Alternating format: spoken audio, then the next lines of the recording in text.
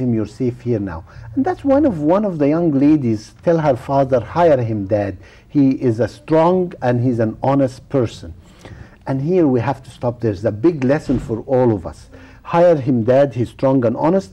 So the next thing in the Quran, it tells us, he asks Musa, would you marry one of my daughters? So she's saying hire him, dad. He didn't say, would you want to come and work for me? He says, would you marry one of my daughters? Because he sees this young, handsome young man, a lot of morals, a lot of values, and he wants him to marry one of his daughters. Subhanallah. It's another code of fatherhood. Yes. The fatherhood, basically, some of us are having misconceived notion that we should not ask men to marry our daughters. Yes. For the reason that pride. One is pride, but usually the impression will give that our daughters are cheap, you know, come and take anyone. But the idea is, in order for us to secure our daughters' future with a good, righteous man or young man, we have to find them ourselves. Or when you find him, when you find one, hold on to them. Yes. And we're not saying force it on the daughter or anything, but you notice she initiated the act by saying, Dad, hire him. Yes. And the father was smart. You know, why is this young lady asking for this young man to stay? That's right. So, but we have to acknowledge the background of the father. He is another prophet. So he's also guided by Allah for the same purpose, that Allah is preparing a new prophet coming on this earth. So the idea, yes, it's a complex in itself, but Allah subhanahu wa ta'ala simplified it for us to understand His purpose. So the idea is, the marriage contract came in, it's, what do you call, it's a kind of ties between a teacher and a student. Yes. Moses himself was not taught anything about Allah subhanahu wa ta'ala, but he has it by fitrah, he has it in his heart by the creation of Allah, by nature.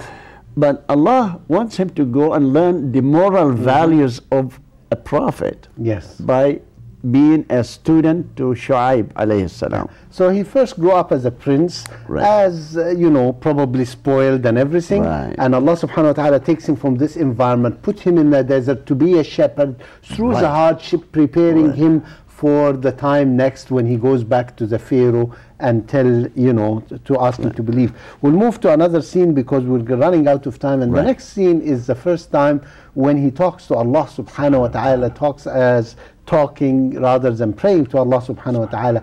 And I love this scene because Allah subhanahu wa ta'ala asks Musa, Ma tilka biyaminik, what's in your right hand, Musa? And Moses alayhi salam had his stick. Staff. You know, it's called cane. Cane, yes.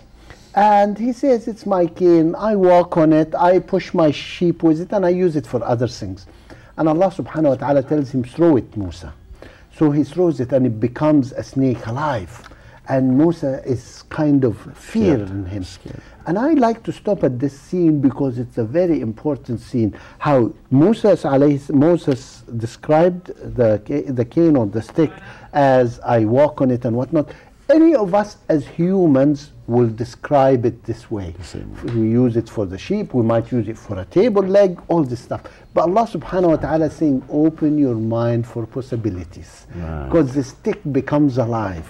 The stick, as we'll see later, maybe in future episodes, he used the stick to bring water out of a rock. He used the stick to divide the Red Sea, split the sea. There is so much in a stick than what we just see. And the message from Allah subhanahu wa ta'ala, open your mind. Be open-minded for the possibilities. Right.